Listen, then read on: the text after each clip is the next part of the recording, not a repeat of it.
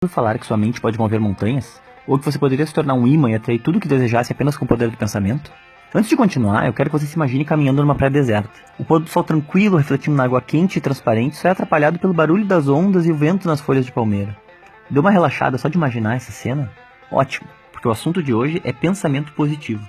De físicos a líderes religiosos, passando por médicos e gurus da autoajuda, muitos afirmam: positividade faz bem, e muito. Mas será que pensar positivo realmente faz bem? Antes de responder essas perguntas, precisamos saber um pouco mais sobre como nossa mente funciona. Segundo o pesquisador Frederico Azevedo, da Universidade Federal do Rio de Janeiro, em um artigo publicado no The Journal of Comparative Neurology em 2009, o cérebro humano é composto por mais ou menos 86 bilhões de neurônios, e cada um deles é ligado por mais de 1000 conexões sinápticas. Mas conexão sináptica? O que isso quer dizer exatamente? Vamos a um pouquinho de fisiologia básica para te explicar melhor. Neurônios são células responsáveis por transmitir impulsos nervosos, que são sinais enviados de um neurônio para o outro ou para outras células do nosso corpo. Os neurônios têm a capacidade de estabelecer conexões quando recebem esses sinais, seja por estímulos do próprio organismo ou do ambiente externo. Alguns desses sinais são elétricos, mas pode ficar tranquilo, seu cérebro não vai entrar em curto-circuito. A comunicação entre neurônios ou entre neurônios e outras células acontece nas sinapses, em um espaço chamado fenda sináptica. Para transmitir informações, os neurônios lançam substâncias químicas chamadas neurotransmissores, que atravessam essa fenda e têm a capacidade de produzir reações no nosso corpo. Tá, mas onde que o pensamento positivo entra no meio dessa história?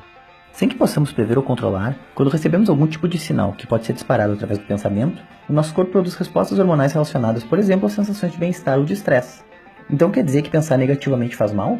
Depende. Nas situações em que identificamos um risco ou uma ameaça, um tipo específico de mecanismo entra em ação, chamado sistema nervoso simpático, estimulando as glândulas suprarrenais que agem na secreção dos hormônios adrenalina, noradrenalina e dopamina.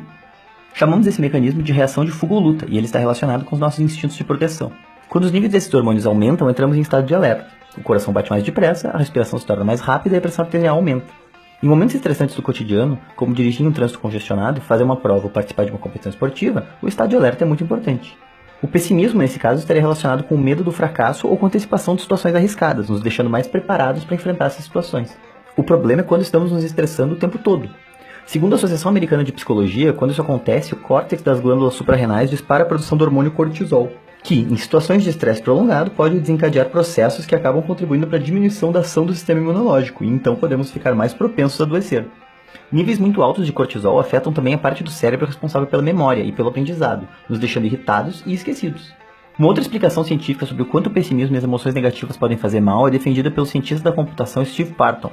Ele sugere que a negatividade e o hábito de reclamar alteram fisicamente a estrutura do nosso cérebro, nos ajudando a entender por que algumas pessoas parecem não conseguir sair de um estado negativo. Imagine 4 pessoas divididas em duplas, jogando bolas umas para as outras. Uma dupla está a 10 metros uma da outra e a outra está a 100 metros uma da outra. Da mesma forma funcionam os nossos pensamentos. Quando pensamos, as sinapses se aproximam para diminuir a distância que o impulso elétrico precisa percorrer. Dessa forma, o cérebro teria a capacidade de criar conexões com base em tudo a que é exposto muitas vezes, alterando a sua forma física para facilitar a transmissão do pensamento. Então, se temos um pensamento recorrente, fica mais fácil e mais provável que ele aconteça novamente. Funciona como se a dupla que pegou a bola primeiro pudesse dar um passo para frente na próxima rodada, fazendo com que a chance de pegarem a bola primeiro outra vez seja ainda maior. A boa notícia é que também funciona com pensamentos positivos. Médicos do Departamento de Psiquiatria e Cardiologia da Harvard Medical School apontam que o estado de ânimo pode influenciar o nosso organismo de várias formas.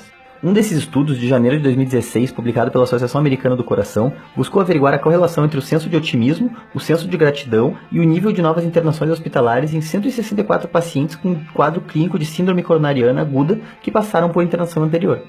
Através de testes, da escala de atividade física e entrevistas de avaliação, o estudo apontou que os pacientes que sinalizaram maior otimismo apresentaram maior índice de prática de atividade física e menores taxas de hospitalização durante os 6 meses seguintes ao estudo, se comparados com pacientes com maior senso de gratidão. Por que essa diferença?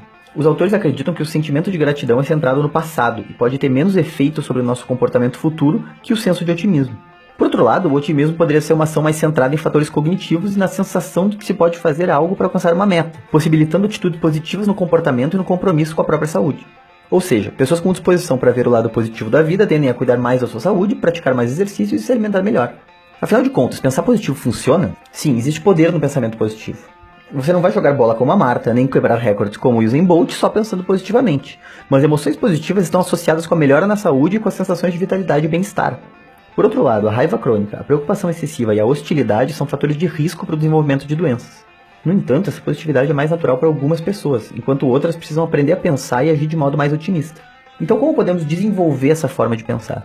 Segundo o Departamento de Psicologia da Universidade de Harvard, a psicologia positiva indica várias rotas para a felicidade. Sentir-se bem, buscando emoções e sensações prazerosas. Engajar-se totalmente com objetivos e atividades que envolvem você plenamente. Fazer o bem, buscar na sua vida um significado fora de si próprio, desenvolvendo a sua empatia. Gratidão, expressando apreço por aquilo que você tem em sua vida.